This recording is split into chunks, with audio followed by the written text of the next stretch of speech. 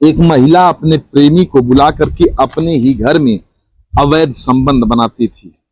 जब इस बात की जानकारी उसके ससुर को लगती है, उस महिला का ससुर अपने बहू को समझाने की कोशिश करता है, लेकिन वह बहू नहीं मानती है। एक दिन अपने प्रेमी को साथ लेती है और बंद कमरे में अपने ससुर के साथ जो कृत्य करती है, आप सब सुनेंगे तो आप सबके रोंगटे सिहर उठेंगे कि आखिर वो महिला अपने ससुर के साथ ऐसे कैसे कर सकती है। आइए इस कहानी में पूरा समझते हैं। नमस्कार, प्रणाम। हम अजीत यादव शेरा भाई, हमारे इस चैनल में आप सबका बहुत बहुत स्वागत है। अगर आप लोग हमारे इस चैनल को सब्सक्राइब नहीं किए हों तो आप सबसे निवेदन है, आप लोग हमारे इस चैनल को सब्सक्राइब करें, लाइक करें, कमेंट करें। ये सच्ची घटना छत्तीसगढ़ के बालोद जिले की है। यहीं का एक थाना लगता है डौंडी लोहारा। इसी थाना क्षेत्र के अंतर्गत एक गांव आता है खनेरा डी।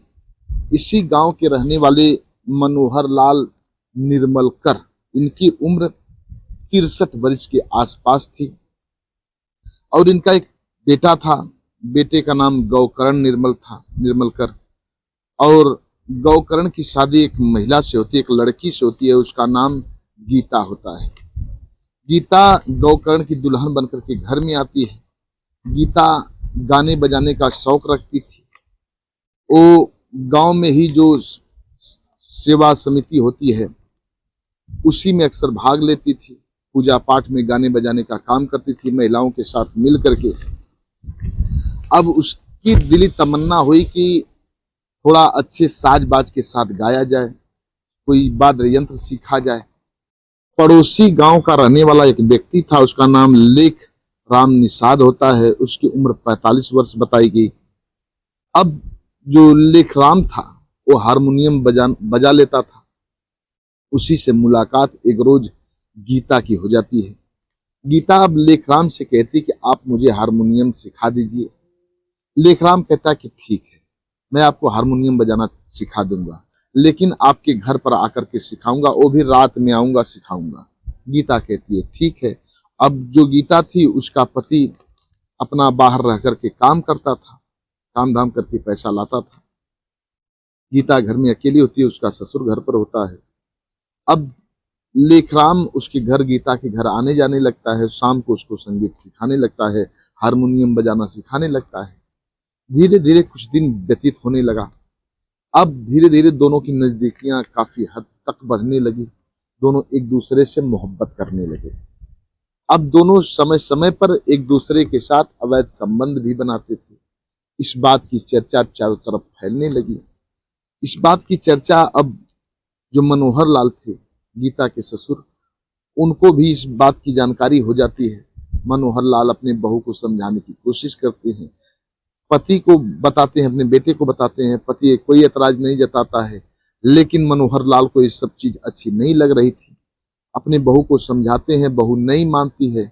मनोहर जो लेखराम था उसको भी समझाने की कोशिश करते हैं, लेकिन वो भी नहीं मानता है। अब मनोहर लाल अक्सर शराब पी करके शाम को घर पर आते थे। जब लेखराम घर पर बहू गीता को सिखाने के लिए आता था, उसी वक्त लेखराम को काफी गाली गलौज बकते थे। लेखराम को भी अच्छा नहीं लगता था, गीता को भी अच्छा नहीं लगता था। गीता को लग रहा था कि उसके प्रेमी की उसके घर तौहीनी हो रही है, बेइज्जती हो रही है।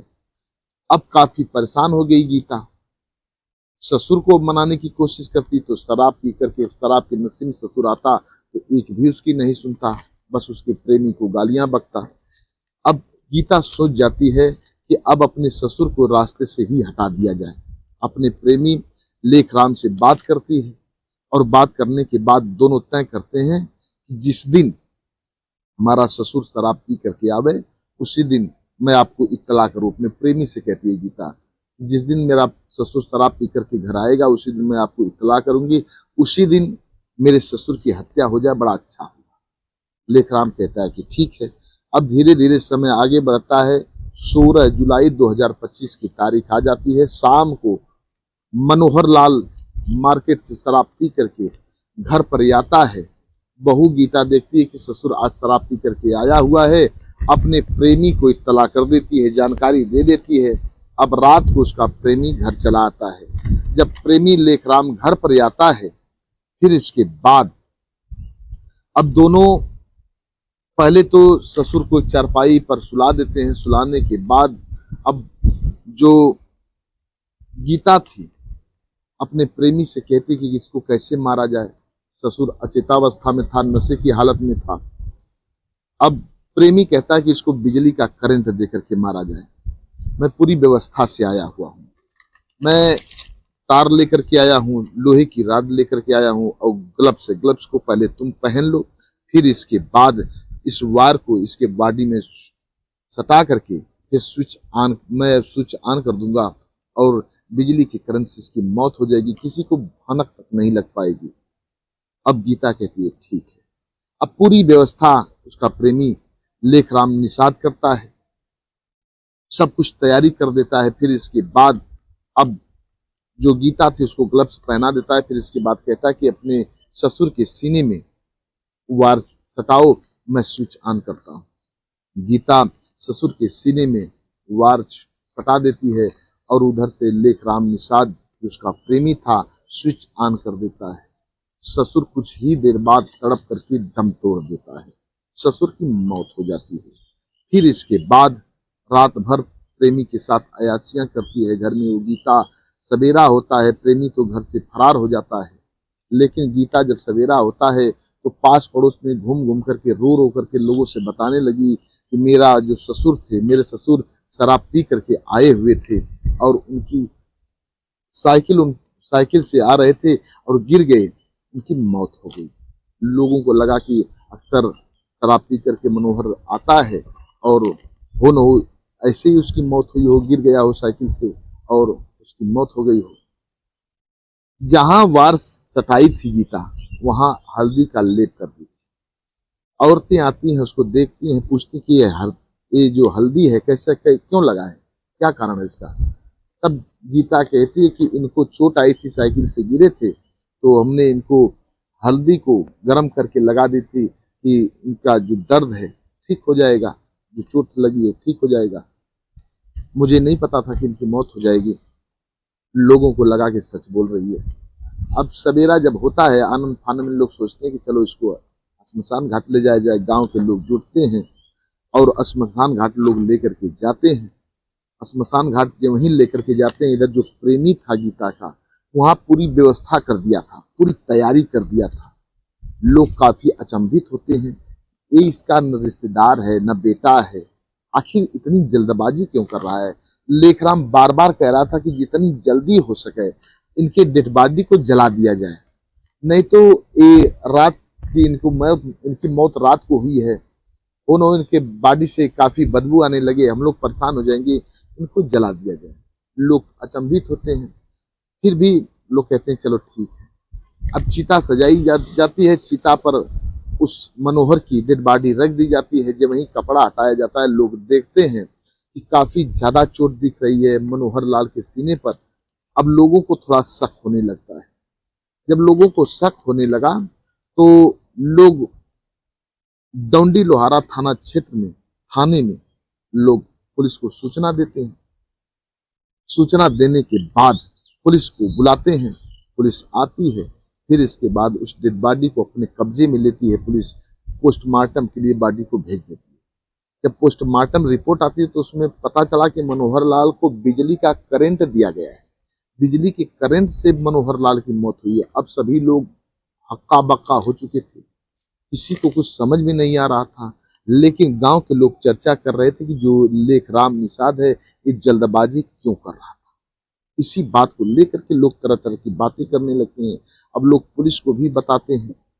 अब इधर बहू को भी पुलिस गिरफ्तार करती है।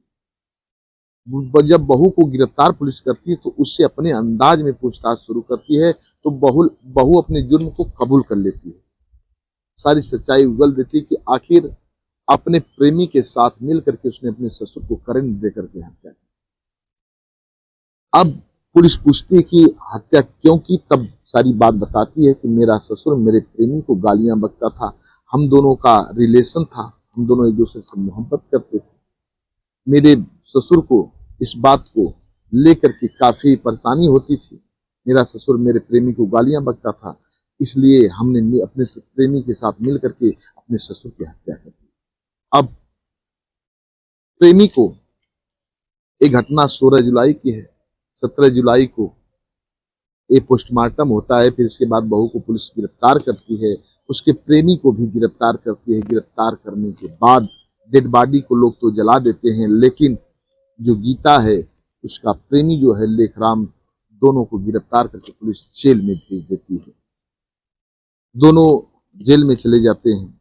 ये थी एक कातिल बहू की कहानी, जो कि अपने प्रेमी के साथ मिल करके अपने ससुर की ही हत्या कर दी। इस कहानी को सुनाने का उद्देश्य किसी को परेशान करना नहीं है, किसी के दिल को दुखाना नहीं है, बस आप सबको सचेत करना है, आप सबको जागरूक करना है। हमारे कुछ व्यूअर हैं जो कि अपना नाम लेने के लिए अपील किए थे। एक हैं ब्रजेंद्र सिंह, ये मणिपुर के रहने वाले हैं। राव मोहम्मद यासीन लाहौर पाकिस्तान के रहने वाले हैं। महानंद जी फरीदाबाद के रहने वाले हैं। अनुज कुमार त्रिपाठी लखनऊ उत्तर प्रदेश के रहने वाले हैं। डॉक्टर राकेश सैनी ये बिजनौर के रहने वाले हैं। ये लोग हमारी हर कहानी को सुनते हैं, बेहद पसंद करते हैं। वीडियो में लोग नाम लेने के लिए अपील किए थे, हमने बारी बारी से लोगों का नाम लिया। आप भी अपना नाम बुलवाना चाहते हैं तो कमेंट बॉक्स में अपना नाम दीजिए, एड्रेस बता दीजिए, आप सबका भी बारी बारी से नाम लिया जाएगा। चैनल को लाइक सब्सक्राइब करना मत भूलिएगा। मिलते हैं अगले एपिसोड में किसी नई कहानी के साथ, तब तक के लिए नमस्कार।